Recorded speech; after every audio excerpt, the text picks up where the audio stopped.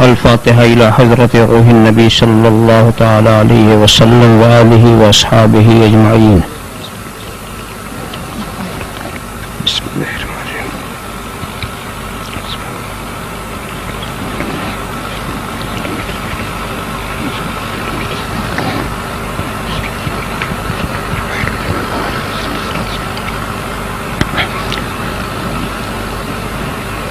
الحمد لله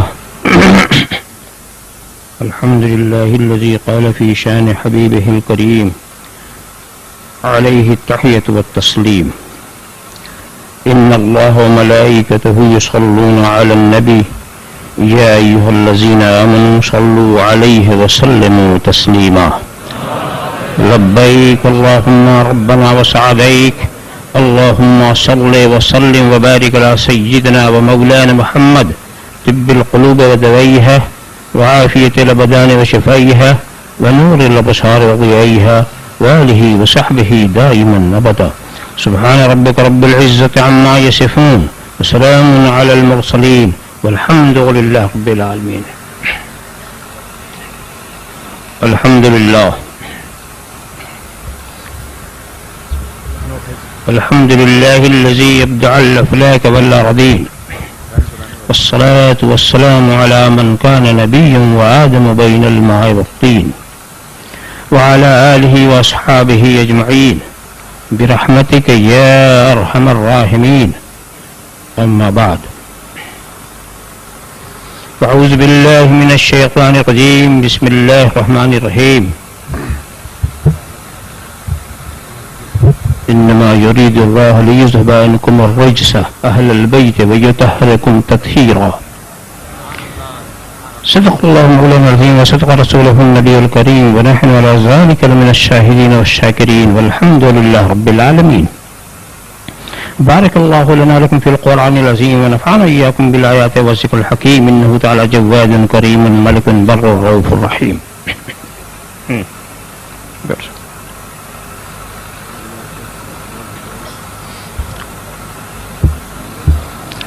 من علينا ربنا إذ بعث محمدا أيده بيده أيدنا بأحمده أرسله مبشرا أرسله ممجدا صلوا عليه دائما صلوا عليه سرمدا اللهم صل على سيدنا مولانا محمد وعلى سيدنا مولانا محمد كما تحب وترغب أن تصلي عليه.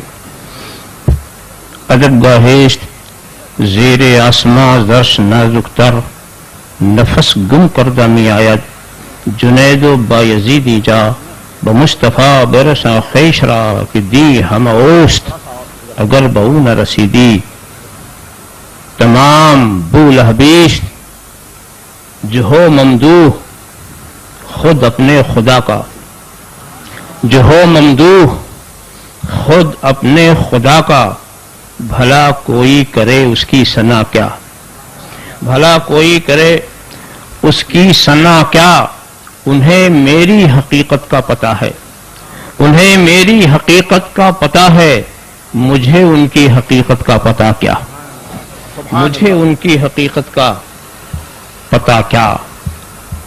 بڑے لطیف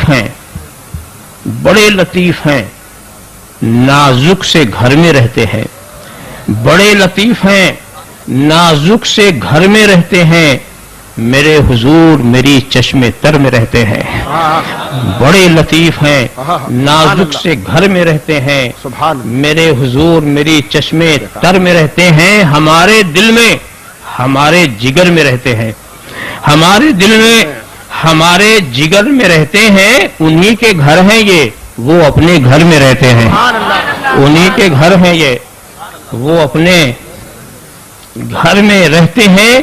یہ واقعہ ہے لباس بشر بھی دھوکہ ہے یہ واقعہ ہے لباس بشر بھی دھوکہ ہے اور یہ معجزہ ہے لباس بشر میں رہتے ہیں یہ معجزہ ہے لباس بشر میں رہتے ہیں.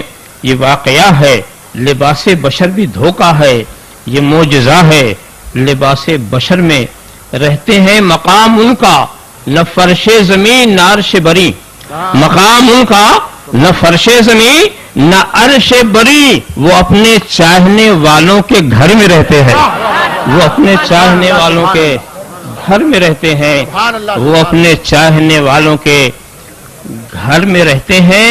یقین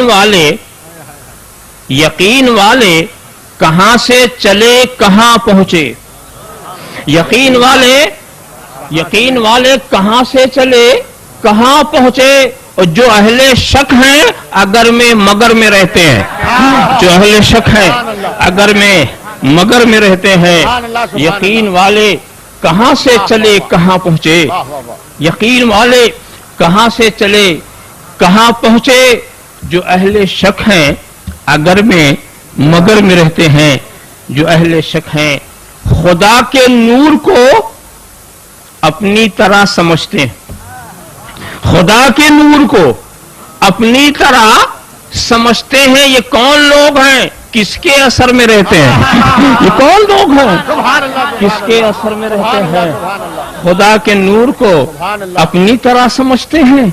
یہ کون لوگ ہیں کس کے اثر میں رہتے ہیں، یہ کون لوگ ہیں کس کے اثر میں رہتے ہیں۔ ملائکہ بھی عقیدت سے دیکھتے ہیں انہیں، ملائکہ بھی عقیدت سے دیکھتے ہیں انہیں، جو خوش نصیب نبی کے نگر میں رہتے ہیں، جو خوش نصیب نبی کے نگر میں رہتے ہیں، ملائکہ بھی عقیدت سے دیکھتے ہیں انہیں، جو خوش نصیب نبی کے نگر میں رہتے ہیں۔ رہیں وہ اپنوں سے غافل، ارے معاذ اللہ، رہیں وہ اپنوں سے غافل، رہیں وہ اپنوں سے غافل، ارے معاذ اللہ، خوشا نصیب ہم ان کی نظر میں رہتے ہیں، خوشا نصیب ہم ان کی نظر میں رہتے ہیں، خوشا نصیب ہم ان کی نظر میں رہتے ہیں۔ وہ اور ہی تھا، وہ اور ہی تھا جو قوسین پہ نظر آیا، وہ اور ہی تھا، وہ اور ہی تھا جو قوسین پہ نظر آیا۔ ملک تو اپنی حد بالوں پر میں رہتے ہیں، ملک تو اپنی حد بالوں پر میں رہتے ہیں، وہ اور ہی تھا جو قوسین پہ نظر آیا۔ اگر خاموش رہوں میں تو ہی سب کچھ ہے، جو کچھ کہا تو تیرا حسن ہو گیا محدود۔ بارگاہ رسالت والے رسالت میں درود شریف کا نذرانہ عقیدت پیش فرمائیں۔ اللہم صلی علی سیدنا مولانا محمد وعلی سیدنا مولانا محمد کما تحب و ترغب ان تصلی علیہ۔ ایک بار اور ہدیہ صلاۃ پیش فرما دیں۔ صلی اللہ علی النبی الامی وعلی صلی اللہ تعالی وسلم صلاۃ و سلام علیک یا رسول اللہ۔ ایک بار اور بآواز بلند ہدیہ درود شریف پیش فرما دیں۔ اللہم صلی علی سیدنا مولانا محمد وعلی سیدنا مولانا محمد کما تحب و ترغب ان تصلی علیہ۔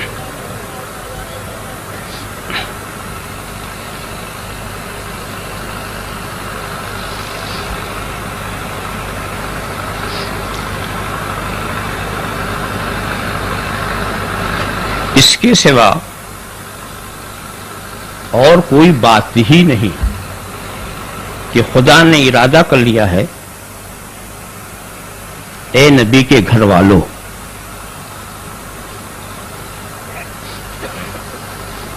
کہ تم کو رجس سے دور رکھے اور تمہیں خوب خوب پاک کر دے جیسا پاک کرنے کا حق۔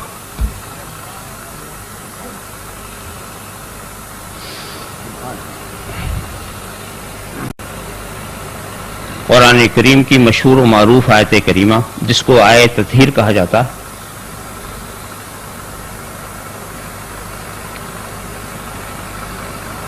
اس کا ایک سلیس ترجمہ عرض کر دیا۔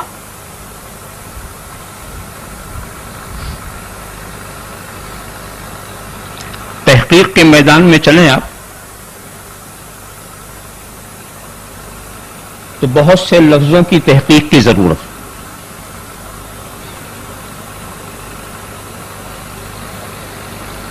پہلا تو یہ کہ یہاں جو رجس کا لفظ آیا ہے اس کا معنی کیا؟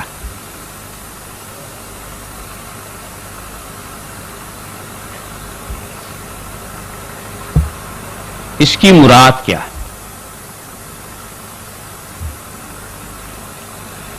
دوسرے جو اہل بیت کا لفظ آیا ہے اس سے مراد کیا؟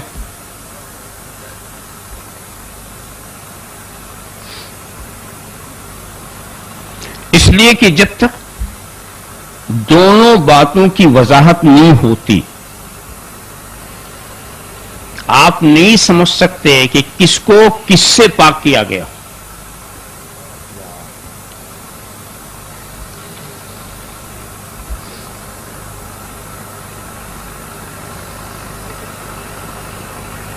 حضرت امام راضی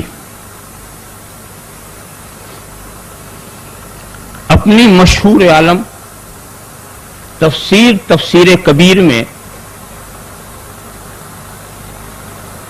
ایک فیصلہ کن بات کہتے ہیں.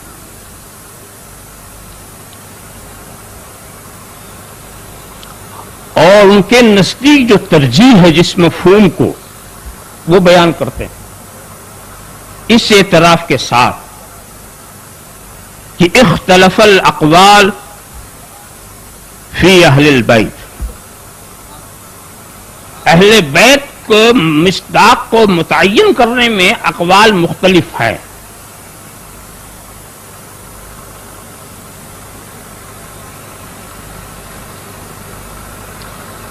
کسی نے کہا صرف ازواج مطہرات مراد،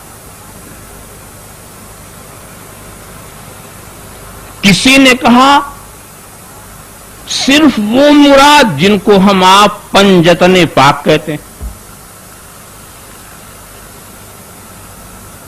رسول کی ذات، علی مرتضی، فاطمہ زہرا، حضرات حسنین، ہم ان کو پنجتن کے نام سے یاد کرتے ہیں. تو کسی نے کہا یہ مراد،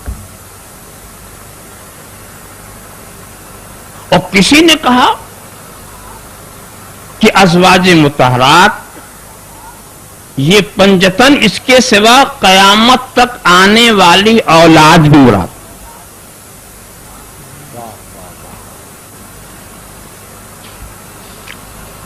امام راضی نے اس آخری قول کو بہتر، سب سے بہتر قول قرار دیا. کہا الاولی ہم اولادہ وازواجہ والحسن والحسین منہم وعلی منہم، نام کی وضاحت کے ساتھ کہ سب سے بہتر جو قول ہے جس کو ترجیح حاصل ہے وہ نبی کے سارے ازواج اور ان کی ساری اولاد، حضرت امام حسن اور حضرت امام حسین وہ بھی شامل،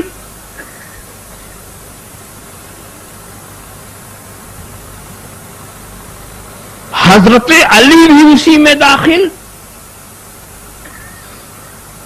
لأنه كان من اہل بیتہ بسبب معاشرتہ ببنت النبی صلی اللہ تعالی وسلم وملازمتہ للنبی صلی اللہ تعالی علیہ وسلم. حضرت علی بھی اہل بیت میں داخل ہیں اس لیے کہ وہ نبی ہی کی تربیت میں تھے، نبی ہی ان کے کفیل تھے، تو وہ نبی کے گھر والے کی پہچان آسان بتا دوں کہ گھر والا ہم کس کو سمجھیں؟ گھر والا ہم کس کو سمجھیں تو گھر والا وہ ہے جو بلا اجازت گھر میں جا سکے، آ سکے، اور جس کو گھر میں جانے کے لیے اجازت لینی پڑے وہ در والا ہے، گھر والا نہیں ہے.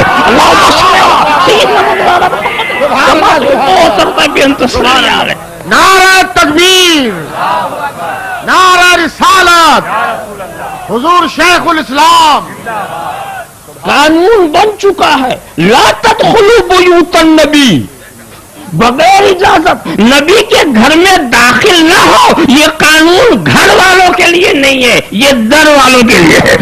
نبی اجازت دے تو جا سکتے ہو، مگر حسن حسین کے لیے کوئی پابندی نہیں، جب چاہے گھر میں چلے جائیں اور جب چاہے گھر سے باہر آ جائیں۔ علی مرتضیٰ کے لیے کوئی پابندی نہیں، جب چاہے گھر میں چلے آئیں، جب چاہے۔ میں تو انتہا کی بات عرض کروں کہ حضرت عثمان غنی یہ بھی تو رسول کے داماد، یہ بھی رسول کے داماد، مگر بغیر اجازت یہ بھی گھر میں نہیں جا رہے ہیں، بغیر اجازت یہ بھی گھر میں نہیں جا رہے ہیں، اس لیے کہ اگر یہ اندر جائیں گے تو فاطمہ زہرا کو پردہ کرنا ہوگا، اگر یہ اندر جائیں گے تو فاطمہ زہرا کو پابند کرنا، ان کو پردہ کرنا ہوگا۔ تو گھر والا وہ ہے کہ گھر والے جائیں تو کسی پہ پردہ لازم نہ ہو۔ اللہم صلی علی سیدنا مولانا محمد کما تحب و ترضى ان تصلی علیہ۔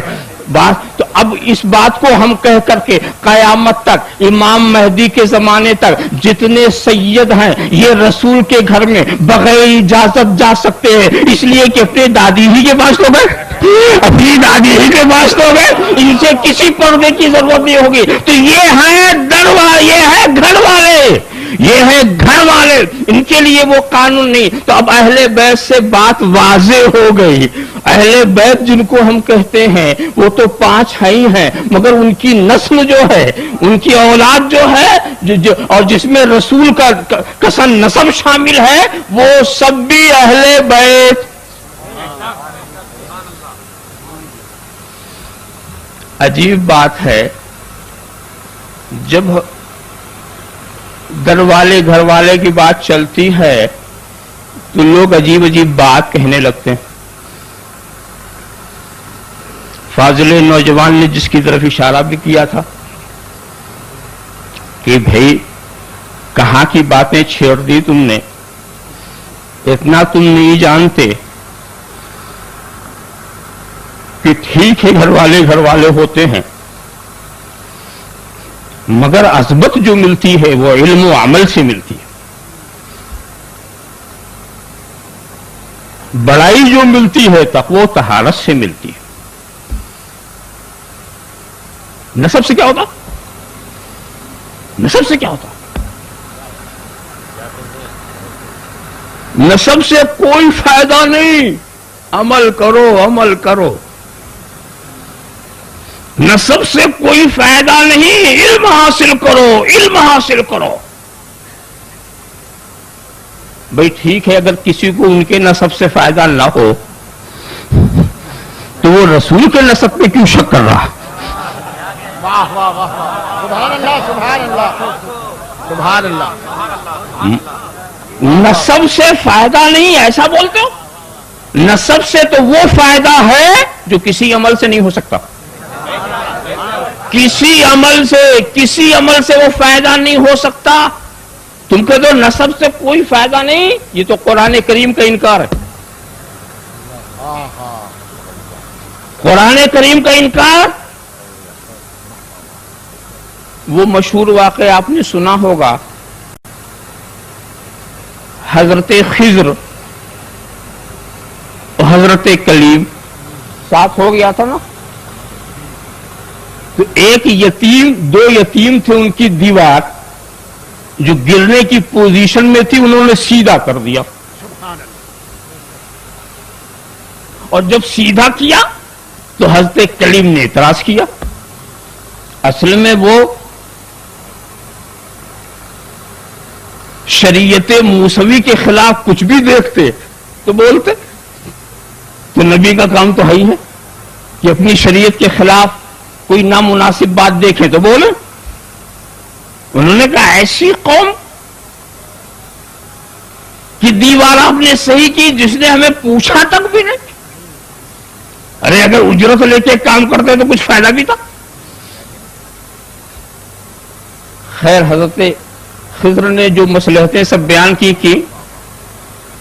تو انہوں نے ایک بات کہی کہ اصل میں اس میں 2 یتیموں کا مال ہے، خزانہ ہے اس کے اندر، اگر وہ گر جاتا تو دوسرے لے جاتے، بیچارے یتیم محروم ہو جاتے. تو خدا نے یہ چاہا کہ میں دیوار کھڑی کر دوں. جب یہ بچے ہوشیار ہوں گے، سن بلوغ کو پہنچیں گے، اپنا خزانہ نکال لیں گے. تو خدا نے یہ فضل ان بچوں پر، ان یتیم بچوں پر کیوں؟ کیا ان بچوں نے کوئی عمل کیا تھا؟ کیا ان بچوں نے کوئی تقوی والی زندگی اختیار کی تھی؟ ابھی تو اس عمر تک نہیں پہنچے تھے. تو خود ہی کہہ دیا کہ یہ جو ان پر فضل ہو رہا، کانا ابوہما صالحا، کانا ابوہما صالحا، ان کا باپ نیک تھا، نیکی اس نے کی، فائدہ ہی نہیں ملا ہے. باپ نیک تھا، وہ بھی 7 پشت والا باپ، وہ بھی 7 پشت والا باپ، وہ نیک تھا تو خدا نے اس کی نیکی کا فائدہ پہنچایا. تو اگر تم کہتے ہو نسب سے کچھ نہیں ہوتا تو یہ کیسے ہو گیا؟ نسب سے کچھ نہیں ہوتا تو یہ کیسے ہو گیا؟ ذرا سا آپ خیال کریں، نسب کا فائدہ ہوتا ہے. اچھا چلو پھر قرآن کریم کی دوسری آیت کریمہ، والذین آمنوا واتبعتهم ذریتهم بإیمان الحقنا بهم ذریتهم وما علتنا من عملهم من شیء. یہ ایمان والے اور ان کے پیچھے چلنے والی ان کی اولاد، ان کی پیروی کرنے والی اولاد جو ایمان کے ساتھ ان کی پیروی کرے، ہم جنت میں ان بچوں کو ان کے باپ دادا سے ملا دیں گے. ان کے باپ دادا سے جو ایمان کے ساتھ اپنے باپ دادا کی پیروی جنہوں نے کی، چاہے ان کا درجہ بلند نہ ہو، چاہے وہ اونچے درجے کے عمل والے نہ ہو، مگر ہم ان کو ان کے باپ دادا سے ملا دیں گے. اور یہ جو ملانا ہے یہ کسی عمل کے نتیجے میں نہیں، صرف ان کے باپ دادا کی خوشی کے لیے، ان کی رضا کے لیے ان کے بچوں کو ہم ان کے قریب کر دیں گے.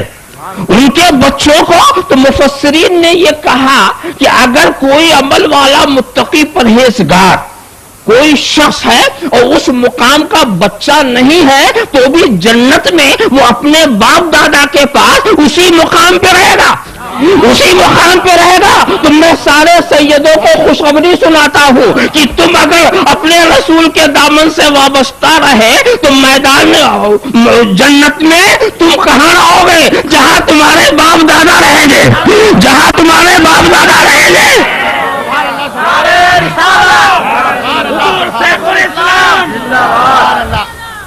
جہاں تمہارے اور جہاں اللہ کے رسول رہیں گے، بڑے سے بڑا متقی وہاں نہیں پہنچ سکتا. بڑا سے بڑا متقی وہاں تو وہاں جو جنت میں خانہ نبوت بنایا جائے گا اس میں یہی لڑکے رہیں گے، یہی بچے رہیں گے، یہی نسل رہے گی. اور جو رسول کے درجے پہ پہنچنے والا یہ کون سا عمل کریں گے؟ کیا کسی کے بس کی بات ہے کہ ایسا عمل کرے کہ رسول کے درجے کو پہنچ جائے؟ کیا کسی کے بس کی بات ہے کہ ایسا عمل کرے کہ جہاں رسول ہو وہاں رہنے کا ٹھکانہ مل جائے؟ تو یہ عمل نہیں لے جا رہا ہے، یہ نسب لے جا رہا ہے. یہ عمل نہیں لے جا رہا ہے، یہ نسب لے جا رہا ہے. تو کیسے کہتے ہو کہ نسب سے کوئی فائدہ نہیں؟ سبحان اللہ سبحان اللہ سبحان اللہ.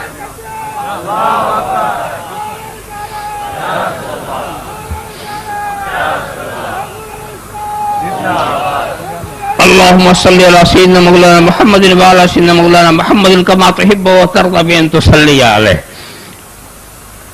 دیکھیے ابھی تو بات اور آگے چلے گی کہ نسب کیا کیا کرتا. یہ صحیح ہے، نیکوں کا نسب بھی فائدہ پہنچاتا ہے اپنے نیک بچوں کے لیے، وہ تو صحیح ہے. مگر نبی کے نسب کی عجیب شان. اب آیت تطہیر کی طرف آئیے. ابھی تو میں صرف اتنا بتا رہا تھا کہ اہل بیت سے مراد کیا. اب آیت کا مطلب کیا ہے؟ تو صاف مطلب کچھ لوگ یہ کہتے ہیں کہ خدا، اے اہل بیت، خدا یہ چاہتا ہے کہ تم برائیوں سے دور رہو، نیکیوں کو اپناؤ، اپنوں کو صاف ستھرا رکھو. یہ مطلب ایمان لاؤ، نیک عمل کرو، متقی بنو، صاف ستھرے رہو، یہ ہے مطلب. ایک بات بتاؤ، کیا خاص بات پیدا ہوئی؟ اہل بیت سے جو خصوصیت سے کہا جا رہا ہے کہ کیا خاص بات پیدا ہوئی؟ کیا خدا صرف اہل بیت ہی سے یہ چاہتا ہے یا سارے مسلمانوں سے؟ یہ تو مطالبہ وہ ہے جب سارے مسلمانوں سے کہ ایمان والو ایمان لاؤ. اے مسلمانوں، اچھا ایمان لاؤ، تقوی اختیار کرو، پاک و صاف رہو. اور صرف مومنین ہی کی بات نہیں ہے، اسلام تو سارے کافروں سے بھی یہی چاہتا ہے کہ ایمان لاؤ، نیکی اختیار کرو، پاک و صاف رکھو. تو اگر وہی بات جو سارے انسانوں سے خدا چاہتا ہے وہی اہل بیت سے خاص بات کیا؟ پھر مقام مدح میں اس کو کیوں لایا گیا؟ مقام مدح میں سے کیوں لایا گیا جب ایک عمومی بات ہے، سارے انسانوں سے وہ یہی چاہتا ہے؟ تو اس آیت میں خصوصیت کیا؟ اور ایک بات اور توجہ سے سناؤ، دیکھیے تمام سوال کا جواب آیت ہی سے میں دوں گا انشاءاللہ. سبحان اللہ، سبحان اللہ، آگے پیچھے آپ کو نہیں لے جاؤں گا. سبحان اللہ. دیکھو انداز بیان. میرے بغل میں سید رکن الدین بیٹھے ہوئے. اب میری گفتگو سے کہ سید رکن الدین، میں یہ چاہتا ہوں کہ بڑودے میں تم ایک مکان بنا لو. میں یہ چاہتا ہوں کہ بڑودے میں تم ایک مکان بنا لو. مطلب کیا ہوا؟ میری خواہش تو ہے مگر بنانا ان کو ہے. اب پتہ نہیں بنانے کی ان کے پاس طاقت ہے کہ نہیں، وسائل ہیں کہ نہیں، ذرائع ہیں کہ نہیں. ہوگا تو بنا لیں گے، میری خواہش کا لحاظ کر لیں گے. نہیں ہے تو کہاں سے بنائیں گے؟ تو جب میں نے یہ کہا تو آپ کی نظر رکن الدین پر جم گئی، رکھتے ہیں کہ نہیں؟ اور اگر میں کہوں مولانا سید رکن الدین، میں یہ چاہتا ہوں کہ بڑودے میں میں تیرا مکان بنا دوں، میں یہ چاہتا ہوں کہ بڑودے میں میں تیرا مکان بنا دوں. اب ان کو کوئی نہیں دیکھے گا، مجھے دیکھے گا کہ یہ بنا سکیں گے کہ نہیں، یہ بنا سکیں گے کہ نہیں، ان میں طاقت ہے کہ نہیں، اس میں کسب ہے کہ نہیں. اب یہ تو چپے بیٹھے رہیں گے، میں نے اپنی خواہش کی تکمیل میں کروں یا نہ کروں، اب یہ تو میری بات ہے. تو آیت میں یہ کہا ہے کہ اے نبی کے گھر والوں تم خود رجس سے پاک ہو جاؤ. اے نبی کے گھر والوں تم خود اپنے کو پاک و صاف کر لو. آیت میں تو یہ ہے انما یرید اللہ لیذھب عنکم الرجس. اللہ نے تو یہ ارادہ کیا کہ اللہ خود دور کر دے، اللہ خود دور کر دے، اللہ خود پاک و صاف کر دے. سبحان اللہ، سبحان اللہ، بتائیے، سبحان اللہ، سبحان اللہ. نعرہ تکبیر، نعرہ رسالت، نعرہ رسالت، حضور شیخ الاسلام، مشائخ سادات کانفرنس. مجھے یہ بتاؤ، خدا نے ارادہ کر لیا ہے کہ اے اہل بیت ہم تمہیں پاک کریں گے، یہ ہم چاہتے ہیں کہ ہم تمہیں پاک کر دیں، ہم تمہیں رزق سے دور کر دیں. اب پوچھو کیا خدا میں پاک کرنے کی طاقت ہے کہ نہیں؟ کیا خدا میں پاک کرنے کی طاقت ہے کہ نہیں؟ اب اہل بیت کو مت دیکھو، جو پاک کرنا چاہتا ہے اسے دیکھو. اللہم صل علی سیدنا مولانا محمد کما صلی اللہ علیہ وسلم. सलातन व सलाम अलैका या रसूल अल्लाह। ऐसा पाक मैं आपको बताऊं, ये नसब देखिए हमारी 2 मजलिसें हुई हैं। पिछली शब एक मजलिस हुई, वो घर वालों की थी। सुभान अल्लाह सुभान अल्लाह। हमें अपना मुहासबा नफ्स हमने उसमें कर लिया। अपने को हमें क्या करना वो हमने समझ लिया।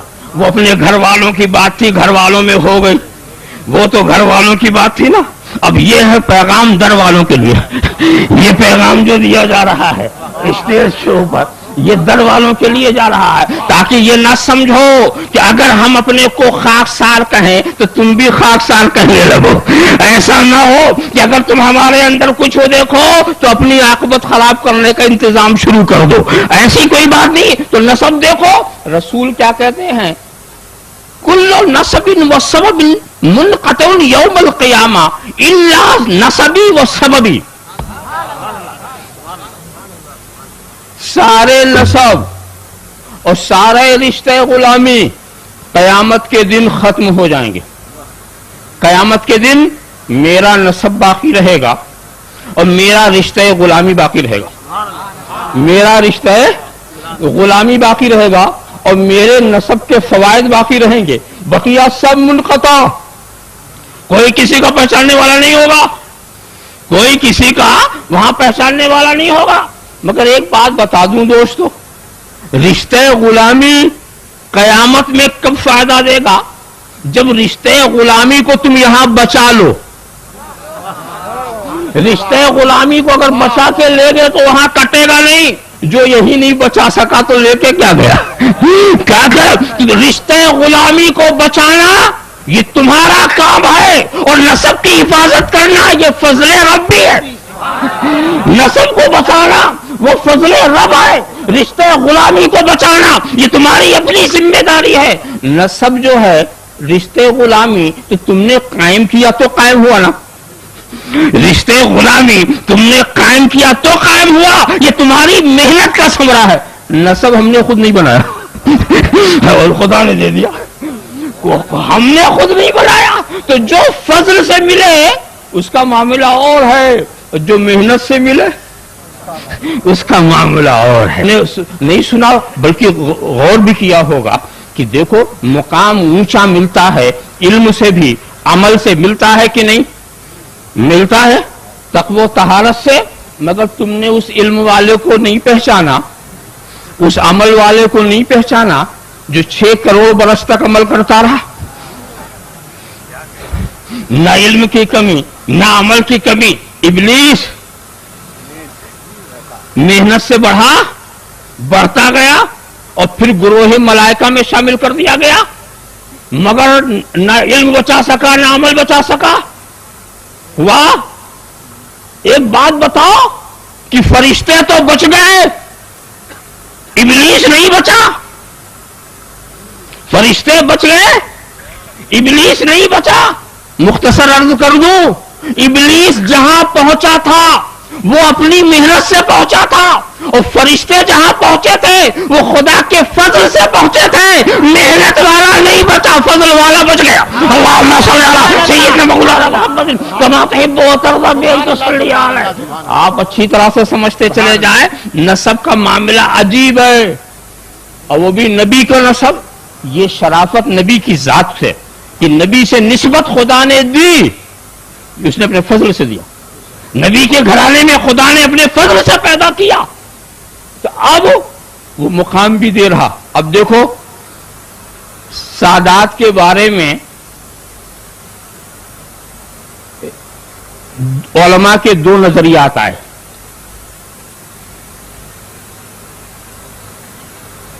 कि रिज्स से मुराद क्या।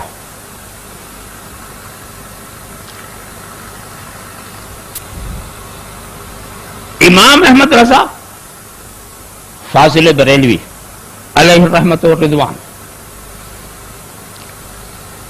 उन्होंने रिज्स से कुफ्र मुराद लिया।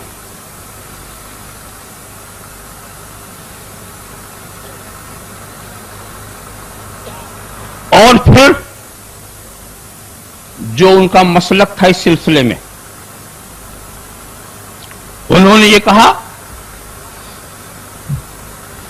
کہ سادات سے کفر سرزد ہی نہیں ہو سکتا. سبحان اللہ. سادات سے کفر سرزد ہی نہیں ہو سکتا. مگر بدایون شریف کے امام عبد القادر بدایونی ان کا کہنا یہ ہے کہ نہیں، صادر تو ہو سکتا ہے مگر کفر پر موت نہیں آئے گی. ان کو توبہ کی توفیق ملے گی. اب آپ بتائیے دونوں باتیں. جن کے نزدیک سادات سے کفر سرزد ہی نہیں ہو سکتا، وہ بھی یہ نہیں کہتے کہ کسی عمل کی وجہ سے. ان کا بھی یہ کہنا ہے نسب کی وجہ سے. تو رسول کی نسب کا سب سے بڑا فائدہ یہ ہے کہ کفر کو آنے نہیں دیتا، کفر کو اپنے قریب آنے نہیں دیتا.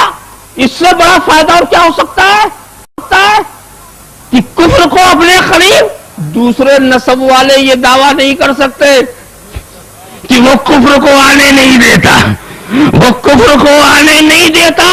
بڑے بڑے نسب والے ایسا بہک گئے اور کفر نے ایسا گھیر لیا انہیں کہ جان نہیں بچا سکے. دیکھا آپ نے، مگر یہ رسول کا نسب ہے جو کفر کو آنے نہیں دیتا. یہ کس تحقیق پر؟ امام احمد رضا کی تحقیق پر. مگر امام عبد القادر کی تحقیق پر کہ بھئی کفر تو آ جائے مگر نسب رہنے نہیں دیتا، نسب رہنے نہیں دیتا، اٹھا کے پھینک دیتا. کفر کو اٹھا کے پھینک دیتا ہے، اٹھا کے پھینک دیتا ہے. اس لیے کہ خدا نے طے کر لیا ہے کہ ان کو رسول کے ساتھ رکھنا ہے، ان کو رسول کے ساتھ رکھنا ہے. تو کفر کے ساتھ یہ نہیں جا سکتے. تو دیکھو، چاہے رسول کا نسب کفر کو آنے نہ دے یا کفر کو رہنے نہ دے، نسب کا فائدہ ہوا کہ نہیں ہوا؟ نسب کا فائدہ ہوا کہ نہیں؟ کہتے نسب سے کچھ نہیں ہوتا، نسب سے کچھ نہیں ہوتا. یہ تو ایسی ہی بات ہے جیسے کہ کہتے ہیں یہاں سے ثواب پہنچانے سے کچھ نہیں ہوتا، یہاں سے ثواب پہنچانے سے، ارے بھی تیرے مردوں کو پہنچانے سے نہیں پہنچتا تو کیا ہمارے بھی نہیں پہنچتا؟ ہر ایک کو الگ الگ قیاس کیوں کرتے ہو؟ تو لِيُذْهِبَ الرِّجْسَ، خدا نے یہ پکا ارادہ کر لیا ہے اب اس میں کہ خود وہ تمہیں پاک کرے، تمہیں رجس سے دور رکھے. اچھا جناب والا، امام راضی نے یہاں کفر کے بجائے دوسری بات کہی اور ایک اچھا نقطہ نکالا. انہوں نے رجس سے مراد گناہ لیے. لِيُذْهِبَ عَنْكُمُ الرِّجْسَ لَيُزِيلَ عَنْكُمُ الذُّنُوبَ، یہ معنی ہوا تاکہ گناہوں کو تم سے زائل کر دے، زائل کر دے، دور کر دے.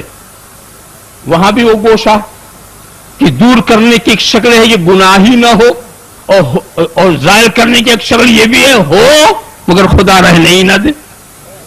ایک بات بتاؤ، گناہ کس کا ہوگا؟ خدا کی نافرمانی ہوگی تبھی تو گناہ ہوگا نا. تو جس کے گنہگار ہیں وہی گنہگار نہ مانے تو وہ اپنے کرم سے گنہگار، تو تم کو گنہگار بنانے کا کیا شوق ہے؟ اللہم صلی علی سیدنا مولانا محمد کما تحب و ترضى بان تصلی علیہ. وہ معاف کر دے، ہمارا کوئی گنہگار ہو ہم معاف کر دیں تو اس میں کسی کی کیا بگڑتی ہے بات؟ طے کر لیا بھائی، طے کرے بھی فلاں کی ہر خطا کو ہم صرف نظر کر دیں گے، ہم اس کو معاف کر دیں گے، اس کی وجہ سے نہیں، اس وجہ سے کہ ہم نے اسے محبوب کی نسل میں رکھا ہے، ہم نے اسے محبوب کی نسل میں رکھا ہے. ذرا سا آپ خیال کریں. تو انہوں نے ذنوب کی بات، مگر ایک لطیفے کی بات انہوں نے کیا کہی ہے کہ بھئی رجس سے جب کسی چیز کو دور کر دیا جائے تو پاک ہوتی ہے کہ نہیں؟ تو جب پاک ہو گئی تو پھر پاک کرنے کا مطلب کیا؟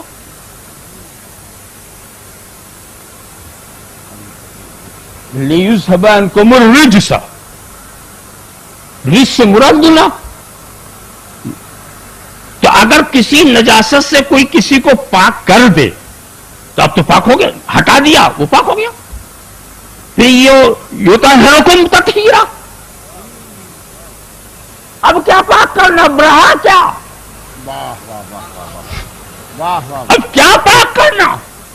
सुभान अल्लाह। तो इमाम राजी ने एक नुक्ता तो ये निकाला, कभी ऐसा होता है कि नजासत का जो आइन है, जात है, वो खत्म हो जाए मगर जगह पाक ना हो।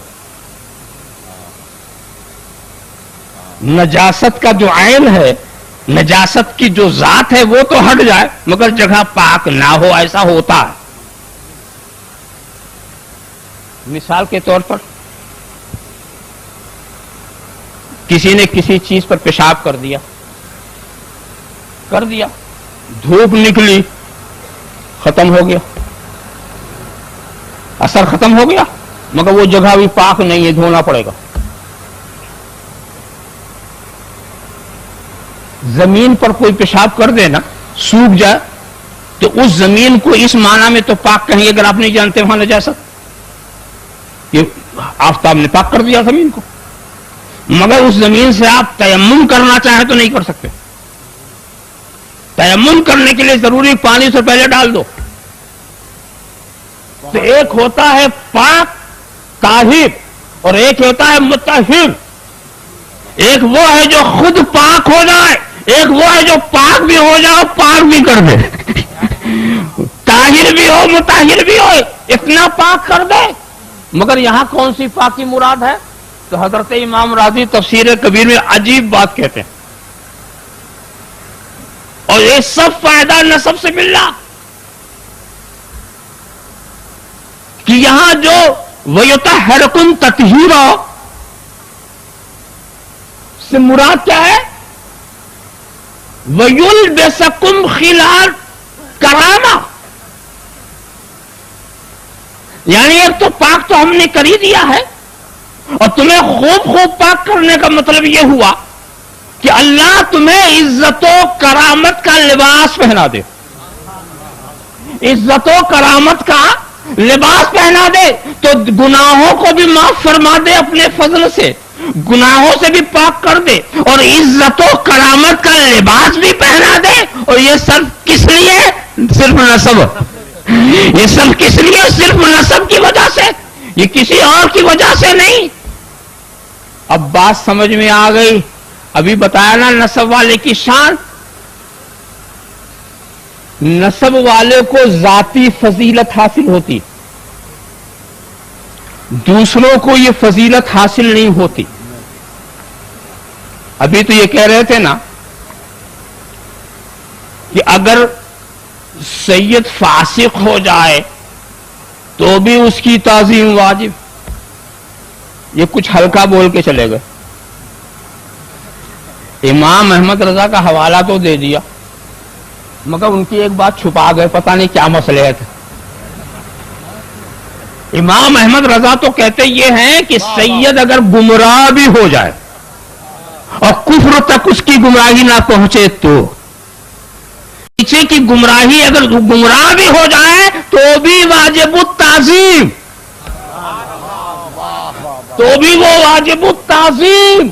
गुमराह भी हो जाए तो ये ताजीम किस चीज की है? ये रसूल की निस्बत की ताजीम है, ये नसब रसूल की ताजीम है। जरा सा देखो दूसरों का क्या हाल है बताऊं। मोटी मोटी सनद लेके आ गए, ये फखरुल कुर्रा हैं, ये बहरुल उलूम हैं, ये नहरुल इल्म हैं, ये फलां हैं, ये फलां हैं। आए साहब अच्छे खासे लिबास में, बुजुर्गों का लिबास पहन लिया, सिफात छोड़ दिया। अब आने के बाद खुलेआम कोई फिस्क कर गए, मसलन झूठ बोल गए। एक झूठ ऐसा है जिस झूठ से इतनी मोहब्बत इनको है کہ بولنے والا زبان سے بھی بول رہا ہے، لکھنے والا قلم سے لکھ رہا ہے، مفتی فتویٰ بھی دے رہا. ایک جھوٹ ہے، ایک جھوٹ ہے. جھوٹ کیا ہے؟ ہم دونوں بھائیوں پر الزام کہ ہم امام احمد رضا کی توہین کرتے ہیں، مفتی اعظم کی گستاخی کرتے ہیں، اور بار بار ہم کہتے ہیں کہیں دکھا دو، کسی کیسٹ میں سنا دو، کسی تحریر میں دکھا دو، مگر بار بار یہ وہی ریپیٹ کرتے ہیں. تو یہ ایسا جھوٹ ہے جس سے ان کو محبت ہو گئی ہے، مگر اسی جھوٹ نے انہیں فاسق بنا دیا، اسی جھوٹ نے انہیں فاسق بنا دیا. اب جب فاسق بن گئے تو ان کی توہین واجب. اب سند ان کو توہین سے بچا نہیں سکتی، اب جبہ قبہ انہیں توہین سے بچا نہیں سکتا. ایک جھوٹ بولے تو ان کی توہین واجب، اور رسول کی نسب والا گمراہ بھی ہو جائے تو تعظیم واجب. سبحان اللہ سبحان اللہ سبحان اللہ سبحان اللہ. واہ واہ واہ واہ واہ.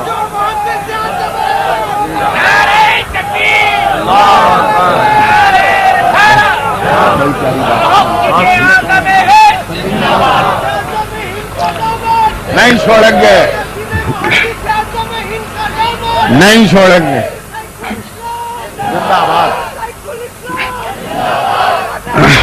اللہم صلی علی سیدنا مولانا محمد کما تحب و ترضی ان تصلی علیہ. اچھا اس طرح کی غلطی ہوتی کیوں ہے؟ اور پہلے والے جو علماء تھے ان میں ہوتی کیوں نہیں تھی؟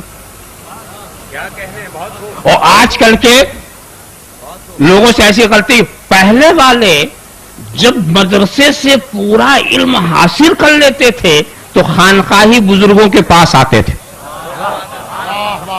نخوت علمی کو جھاڑنے کے لیے، علم کا غرور ختم کرنے کے لیے، اپنی قابلیت کے احساس کو مٹانے کے لیے. یہ لوگ، یہ بزرگان دین ریاضت کی چکی میں ان کو چلا کر کے آدمی بنا دیتے تھے، ان کو آدمی بنا دیتے تھے. تو وہ خانقاہوں میں آتے تھے، اور جب خانقاہوں سے وہ صاف ستھرے ہو جاتے تھے تب نکلتے تھے. صاف ستھرا جب ہو جاتے تھے تب نکلتے تھے. اور آج کا نکلنے والا خانقاہ کی طرف رخ نہیں کرتا، آج کا نکلنے والا خانقاہ کی طرف نہیں رخ کرتا، بس مدرسے سے نکلا تو کسی مدرسے والے کی تلاش کر رہے، مدرسے سے نکلا اور اس کے بعد خانقاہ کی طرف جا کر ریاضت و مجاہدہ کرے جہاں واقعی. یاد رکھو، اسی لیے میں کہا کرتا ہوں، ذرا غور کرو مولانا روم کی شعر کو. مولوی ہرگز نہ شد مولائے روم تا غلام سمت تبریزی نبود. یعنی مولوی ہرگز نہ شد مولائے روم. میں اپنے مذاق کا ترجمہ کر رہا ہوں جو مجھے پسند ہے اور صحیح بھی وہی لگتا. مولوی تھا، روم کا مولا نہیں بنا. مولوی ہرگز نہ شد مولائے روم، مولوی روم کا مولا نہیں بنا جب تک شمس تبریزی کا غلام نہیں بنا، جب تک شمس تبریزی کا غلام نہیں بنا. پوری مثنوی لکھ ڈالی، مولا نہیں بنا. کیا کیا سیکھ ڈالا، مولا نہیں بنا. کہاں کہاں تک پڑھ لیا، مولا نہیں بنا. مگر جب غلامی ایک ولی کامل کی ہوئی تو وہ مولا بن گئے. تو سن لو، مدرسوں سے مولوی نکلتے ہیں، خانقاہوں سے مولا نکلتے ہیں. اللہم صلی علی سیدنا مولانا محمد. نعرہ تکبیر، صلاۃ و سلام علیک یا رسول اللہ، صلاۃ و سلام علیک یا شیخ رسول اللہ. الاسلام، شیخ الاسلام، نعرہ تکبیر. یہاں موقع کی بات ہے، وہ بات یہاں بھی میں عرض کر دوں، اس لیے کہ تاکہ کسی گوشے سے کوئی شبہ نہ رہے. قرآن کریم کی آیت کریمہ اس مقام پر پڑھی جاتی ہے، ان اکرمکم عند اللہ اتقاکم. اللہ کے نزدیک تم میں سب سے زیادہ مکرم وہ ہے جو سب سے زیادہ متقی ہے. یہ ترجمہ بیان کیا جاتا، جو سب سے زیادہ کافی چیز تقویٰ ہے. سب سے زیادہ جو متقی ہوگا وہ سب سے زیادہ مکرم ہوگا. اصل چیز کیا ہے؟ تقویٰ. تو میں ذرا ڈھیل بھی دیتا ہوں اپنی تحقیق پیش کرنے سے پہلے کہ مکرم ہونے کے لیے تقویٰ ضروری ہے کہ نہیں؟ ہے ضروری. اور تقویٰ کے لیے علم و عمل چاہیے کہ نہیں؟ تو عمل چاہیے نا. بتاؤ رسول کی اطاعت کے بغیر تقویٰ ہوگا؟ تو تقوی کے لیے اطاعت رسول لازم، اور اطاعت رسول کے لیے محبت رسول لازم. بغیر رسول کی محبت کے کوئی اطاعت ہوگی؟ تو اطاعت رسول کے لیے محبت رسول لازم، اور رسول کی محبت کے لیے آل رسول سے محبت لازم. کیا رسول کی آل و اصحاب سے دشمنی کر کے کوئی رسول کا محب ہو سکتا ہے؟ تو کیا سمجھے؟ آل کی محبت نہیں تو پھر رسول کی محبت بھی نہیں، اور جب محبت بھی نہیں، جب اطاعت نہیں تو تقویٰ بھی نہیں. تب تقویٰ بھی نہیں تو وہ لوگ تقوی کا نام کیوں لیتے ہیں جو آل سے لڑ رہے ہیں؟ وہ لوگ تقوی کا نام کیوں لیتے ہیں؟ تم تو پہلے ہی منزل میں گر گئے. تم تو پہلے ہی منزل میں گر گئے، آگے بڑھنے کا راستہ ہی مسدود ہو گیا. مگر میں تم کو تحقیقی ترجمہ اس آیت کریمہ کو، اور یہ بھی میں ہوا میں بات نہیں کرتا، تفسیر کبیر اٹھا کے دیکھو، تفسیر ابو سعود اٹھا کے دیکھو، مفسرین تفسیر روح المعانی اٹھا کر دیکھو، سب میں اس آیت کریمہ کے دو ترجمے، ایک کو کہا ہے اشہر اور ایک کو کہا ہے ازہر. ایک جو بہت مشہور ہے اور ایک وہ ہے جو فنی حیثیت سے بالکل ظاہر. تو اشہر تو وہی جو میں نے سنا دیا، حالانکہ اس سے بھی کسی کو کوئی فائدہ نہیں. مگر ازہر کیا ہے؟ اب چونکہ یہاں علماء بھی بیٹھے ہیں اور یہ گرامر کی بات ہے تو میری خاطر آپ گرامر کے کچھ باتوں کو سننا ہی پڑے گا، چاہے آپ اس کو سمجھ نہ پائیں. دیکھو، اِنَّا اکرمکم عند اللہ اتقاکم. اِنَّا اکرمکم، تو اگر علماء سے پوچھو کہتے ہیں یہ اِنَّا کیا ہے؟ کہتے ہیں یہ حرف مشبہ بالفعل ہے. اس کا ایک اسم ہوتا ہے، ایک خبر ہوتی. اس کی مثال میں دوں، جو پہلا ہو وہ اسم ہوتا ہے، جو بعد میں ہے اس کی خبر ہوتی. اب مثال کے میں کہوں اِنَّا زَیْدًا قَائِمٌ، بے شک زید کھڑا ہے، تو پہلے زید ہے نا، پھر قیام ہے. پہلے زید ہے پھر قیام ہے. کیا سمجھے؟ قیام سے زید نہیں ہے، زید سے قیام ہے. قیام سے زید نہیں ہے بلکہ زید سے قیام ہے. تو اِنَّا اکرمکم عند اللہ اتقاکم، تمہارے بے شک خدا کے نزدیک تمہارا جو مکرم ہے وہی متقی ہے. خدا کے نزدیک جو مکرم ہے وہی متقی ہے. کیا مطلب؟ تقوی سے کرامت نہیں ملتی، کرامت سے تقوی ملتا. کرامت سے تقوی ملتا ہے. جس پر اللہ کا فضل ہو وہی متقی، اور جس پر فضل نہ ہو کیا کرے عمل، پڑھا کرے نماز، رکھا کرے روزہ، اگر خدا کا فضل نہیں تو وہ متقی نہیں. دیکھو ہم آپ کو بتائیں، سیدنا غوث پاک پیدائشی ولی کون سا تقویٰ تھا؟ پیدا ہوئے اور متقی. تو عمل متقی نہیں بناتا، خدا کا فضل متقی بناتا. حضرت ابو الحسن خرقانی کسی مدرسے میں نہیں گئے، حضرت عبدالعزیز دباغ کسی مدرس کا چہرہ نہیں دیکھا. یہ بزرگ لوگ جو اپنے وقت کے غوث الواصلین تھے تو علم نے ان کو وہاں نہیں پہنچایا، خدا کے فضل نے پہنچایا. تو جس کے ساتھ خدا کا فضل ہو وہ مکرم ہوتا ہے. تو اب اگر خدا کا فضل شامل حال نہ ہوتا تو ان نسب والوں کو سرکار سے نسبت کہاں سے ہوتی؟ یہ فضل والے ہیں، یہ فضل والے ہیں. تو اچھی طرح سے اس کو سمجھو. انما یرید اللہ لیذھب عنکم الرجس اہل البیت ویطہرکم تطہیرا. سرکار بھی اس لفظ کو بار بار فرماتے تھے. اس لیے سے ازواج مطہرات کا گھر والا ہونا یہ ظاہر بات ہے، مگر کیا داماد بھی گھر والا ہوتا ہے؟ کیا نواسے بھی گھر والے ہوتے ہیں؟ یہ ذرا ایک مشکل بات ہے. نواسوں کا گھر دوسرا سمجھا جاتا ہے، بیٹی کا گھر دوسرا سمجھا جاتا ہے، داماد کا گھر دوسرا سمجھا جاتا ہے. مگر اس آیت کریمہ میں ازواج مطہرات وہ تو گھر سمجھا جاتا، تو ان کا گھر تو سمجھا جانا آسان تھا، مگر ان کا بھی گھر. تو سرکار نے بڑا اہتمام کیا، ایک چادر میں لے لیا، آیت اتری چادر میں لے لیا. حسن آ جاؤ، حسین آ جاؤ، علی آ جاؤ. اب رسول جب گھر والے میں داخل کر رہے ہیں ہم باہر کیسے کر پاویں گے؟ رسول گھر والے میں داخل کر رہے ہیں. سب کو بلا کے بٹھایا اور پھر کہا خدا سے اللہم ہؤلاء اہل بیت، یہی وہ میری اہل بیت ہے جس کو تو نے اس کو بھی تو رجس سے دور کر دے، پاک و صاف کر دے.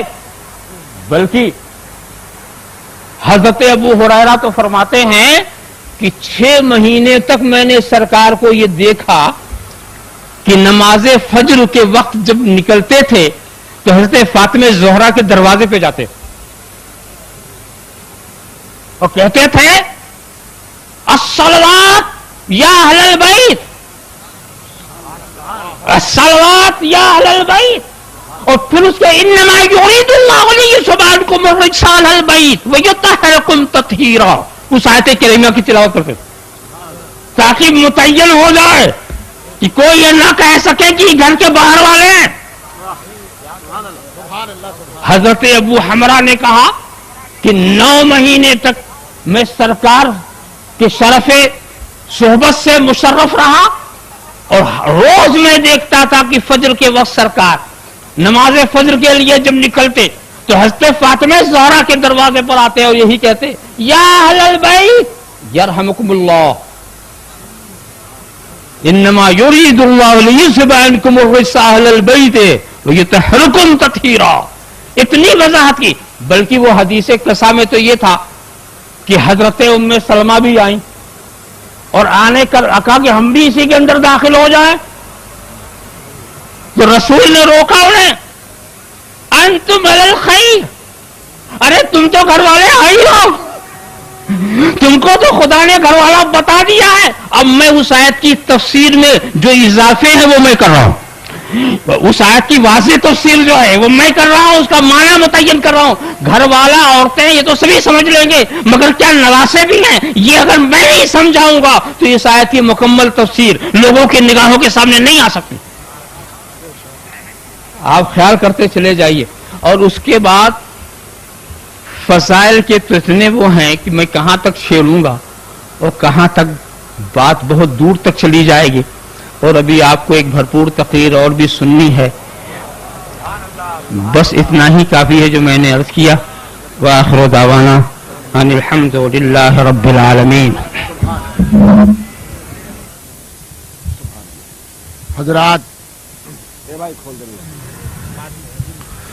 حضرات حضور شیخ الاسلام کی تقریر کے بعد آپ حضرات